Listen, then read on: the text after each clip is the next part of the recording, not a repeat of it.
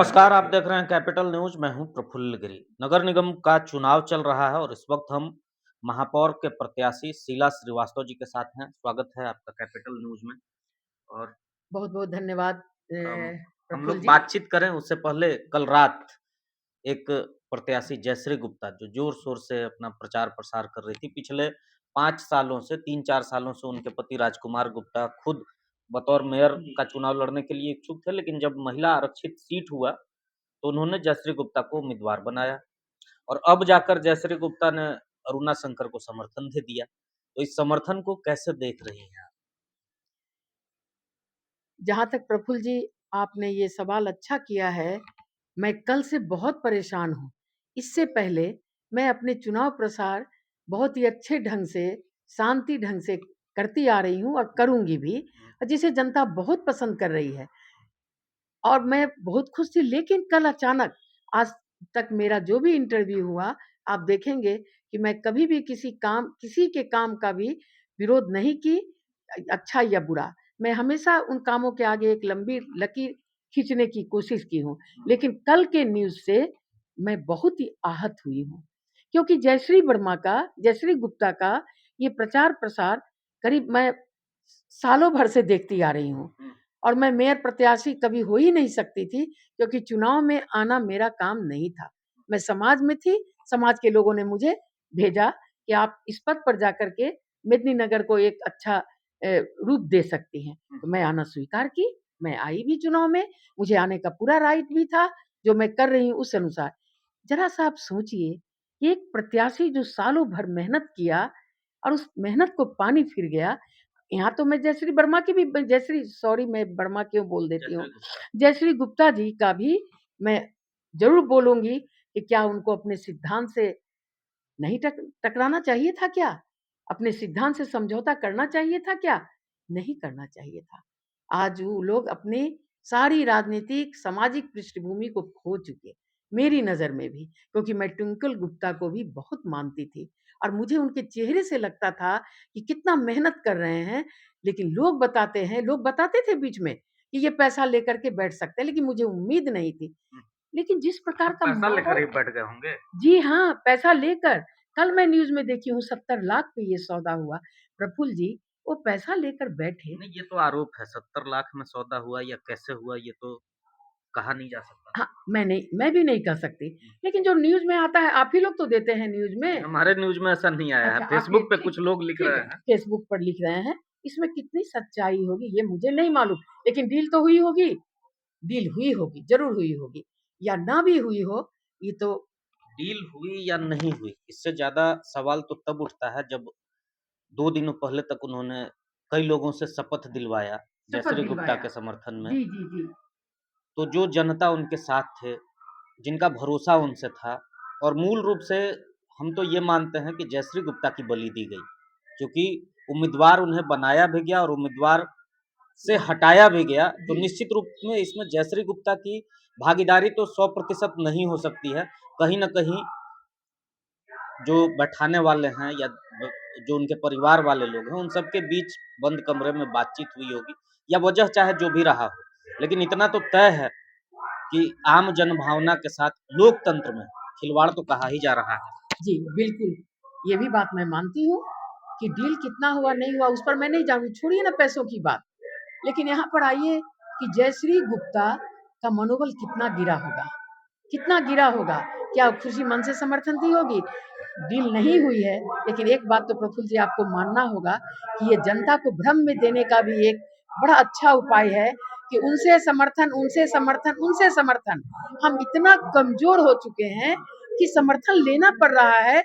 हम इतने कमज़ोर हो चुके हैं कि मुझे बड़े-बड़े नेताओं को बुलाना पड़ रहा है। हम इतने कमज़ोर हो चुके हैं कि भूतपूर्व मुख्यमंत्री को भी बुलाना पड़ जा रहा है। ये बहुत ही अशोभनीय बात है। ऐसे ये सब कितना कारगर होगा? नहीं होगा कारगर, बिल्कुल नहीं होगा कारगर, क्योंकि मैं ज़मीनी सेविका हूँ और मैं जो जा रही हूँ, इन सब का बहुत इम्पैक्ट और खराब पड़ रहा है। खराब क्यों पड़ रहा है? लोगों के मन में ये बात है कि इतना ताम-झाम प्रचार में हो रहा है, इतने सारे लोग पीछे दौड़ रहे हैं, तो किसके किसके पैसा से जोड़ रही हैं? अगर मेरे घर में पैसे का मशीन छपा हो, सरकार से आदेश हो, तब तो फिर कोई बात नहीं है। लेकिन ये पैसा कहाँ से आ रहा है? ये सारे के सारे पैसा हमारा पैसा है, जनता का पैसा है। तो ये चीज़ तो बहुत ही बुरा जा रहा है। आप कभी मत सोचिएगा कि इसका एक अच्छा जा रहा है। मैं कल से, चूँकि मैं चुनावी मैदान में हूँ, तो मैं लोगों के बीच 9 बजे रात बाहर से लौट कर घर में आई हूँ। लोगों के बीच में ये आक्रोश है कि क्यों ऐसा किया जा रहा है? जब ये दलगत चुनाव नहीं था, तो सबों को उठने का था इसमें, और बहुत खुश होना चाहिए लोगों को कि हमारे शहर की महिलाएँ इतनी एक्टिव। मैं तो उठी हूँ, मुझे किसी से भी कोई आरोप-प्रत्यारोप नहीं है। मैं खुश हूँ कि मेरी शहर की महिलाएँ इतनी आगे आई हैं, मेयर प्रत्याशी बनने के लिए। आना भी चाहिए। क्यों, एक एक ही सिर्फ है क्या? नहीं, बहुत सारी हैं। तो ज़रा जयश्री गुप्ता के लिए आप सोचिए कि उनके लिए कितना बुरा हुआ है, और काफ़ी दुखी हमको नज़र आई हैं वो।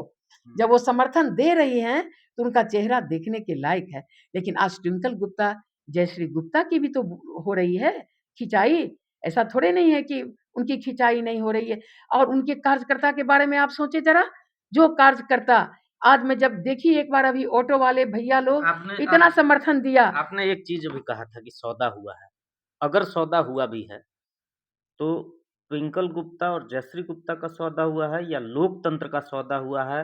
टोटो वाले, रिक्शा जो चलाने वाले हैं, उन्होंने जो भरोसा किया था, उस भरोसे का सौदा हुआ है। ये जयश्री गुप्ता और ट्विंकल गुप्ता का सौदा नहीं हुआ है। सौदा हुआ है ऑटो वाले सभी भैया का, व्यापारी वर्ग का, आम जनता का। जितने लोग उनके साथ चल रहे थे, ज़रा सोचिए उन्हें कैसा लग रहा होगा, जो कल तक वो विपक्ष में बोल रहे थे, और आज वो समर्थन दे कर के उनका उनका घाव कभी सूखेगा लेकिन नहीं। एक तरफ़ा बात हो रहा है। इससे पहले भी एक सौदा पे और हम आपको ध्यान दिलाना चाहेंगे।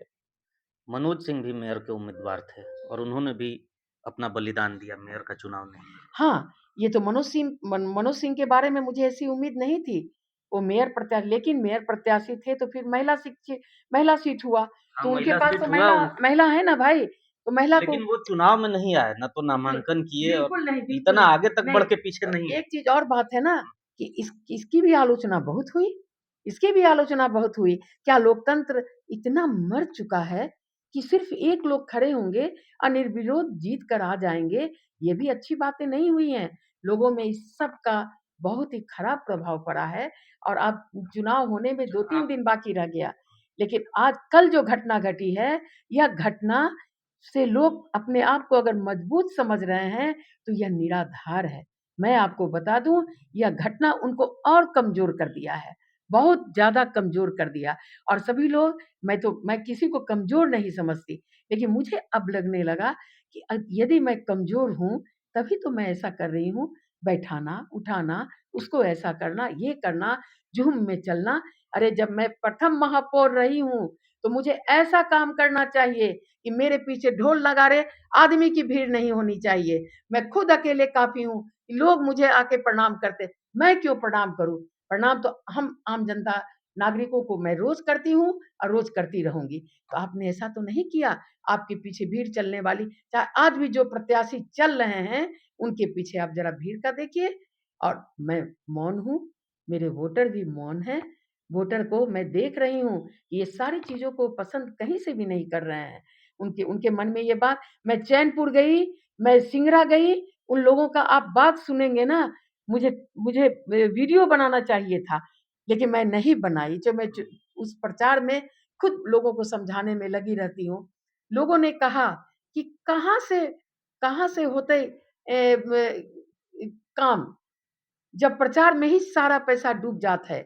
तो मेरा भी ये कहना है कि प्रचार का पैसा, आज हम चुनाव लड़े थे, मेयर बने, वो सारा पैसा जनता में ना लगा करके, जनता का नाली-नाला ना ढक करके, पाइपलाइन नहीं बिछा करके, और कल मैं सुनी हूँ कि एक महिला बोल रही है कि कहीं-कहीं पूरा अंधेरा है, इतना झालर आप क्यों लगाए? उसी में से कुछ बत्ती और जगह लगा दिए होते, तो शहर में थोड़ी रोशनी आ जाती। विकास के मामले में कहाँ देख रहे हैं शहर को? विकास के मामले में शहर सुंदर होना चाहिए। ये बॉल बत्ती हमारे शहर को सुंदर बनाता है। लेकिन आगे भी जाइए, आपका जीएलए कॉलेज, पांकी रोड, जो बहुत ये इस रोड बहुत ही प्रसिद्ध रोड है ये। आगे तक आप देखिए कि कहाँ आपका बॉल बत्ती जल रहा है। और एक चीज़ और, सफाई के नाम पर भी आप जानिए कि झारखंड में इतने सारे शहरों में हमारे पलामू, डाल्टनगंज का रैंक 33वां आया है। इसके लिए ज़िम्मेवार सिर्फ़ उप महापौर नहीं हैं, इसके लिए ज़िम्मेवार पूर्व चेयरमैन भी रही हैं, जो जो अंतिम भी बनी चेयरमैन के रूप में, वो भी रही, और हमारे विधायक भी रहे। किसी ने शहर की स्वच्छता को ऊपर रेटिंग देने की कोशिश नहीं की, लेकिन मैं यदि मेयर बनती हूँ, तो शहर को पहला रैंक में लाने की पूरी कोशिश करूँगी। आज आप व्यवसायी भाइयों का दर्द देखें, 4 रुपए मैं कल जानी हूँ कि एक इंटरव्यू में, व्यवसायी भाई का इंटरव्यू में, कि हाई कोर्ट ने 4 रुपए किया किराया, लेकिन आज भी 6 रुपए लिया जा रहा है। सभी मर्माहत है। लेकिन मैं ये कहना चाहूँगी, समाज को ये संदेश देना चाहूँगी कि आप कृपया अपने पैसों को सुरक्षित रखें, इन ढोल, बाजे, नगाड़ों में नहीं जाएँ और अपने पैसे को बचाने की कोशिश करें, और जो समर्थन दिया जा रहा है, उस समर्थन पर भी आप अपना नज़र मत डालिए। एक सवाल और हम आपसे पूछना चाहेंगे, क्योंकि चुनाव प्रचार पर आपने बात की। चुनाव प्रचार तो बेहद ज़ोर पर है, शोर मच रहा है, लेकिन वोटर्स इस बार बेहद खामोश हैं। वोटर्स बता नहीं रहे हैं कि वो किधर जा रहे हैं। उन वोटरों से आप या मेदिनीनगर की जनता से आप क्या अपील करेंगे कि चुनाव के वक़्त, वोट देने के वक़्त किन बातों का ख़्याल रखें? मैं आदरणीय नागरिकों से ये अपील करना चाहूँगी, निवेदन करना चाहूँगी कि अपना मत देते समय किसी पार्टी को ना दें, किसी भी विशेष व्यक्ति के लिए ना सोचे वो मतदान करें उन बातों पर अपने मेदिनीनगर के लिए, कि मेरा मेदिनीनगर कितना अच्छा बने, इन बातों को ध्यान में रखकर कौन-सा प्रत्याशी उनको ये नज़र आ रहा है, इसके लिए वो वोट करें। वोट फॉर मेदिनीनगर, मैं तो ये बोलूँगी, क्योंकि नेता चाहे लाउड स्पीकर कितना भी बजा ले, प्रत्याशी कितना भी लाउड स्पीकर बजा ले, अभी आप देखें कि जनता कितनी बदल चुकी है, कितनी सजग हो चुकी है। वो बिल्कुल मौन है, बिल्कुल मौन है, और ये मौन का दरवाज़ा 23 तारीख को ज़रूर खुलेगा, और मुझे पूरी उम्मीद है नागरिकों पर कि वो अपने शहर के विकास के लिए ऐसे प्रत्याशी को चुनेंगे, जिन्होंने ये फालतू का पैसा प्रचार में खर्च नहीं किया, तामझाम में खर्च नहीं किया, बिल्कुल सादे तरीके से किया। इसके लिए कोई भी हो सकता है, कोई भी हो सकता है।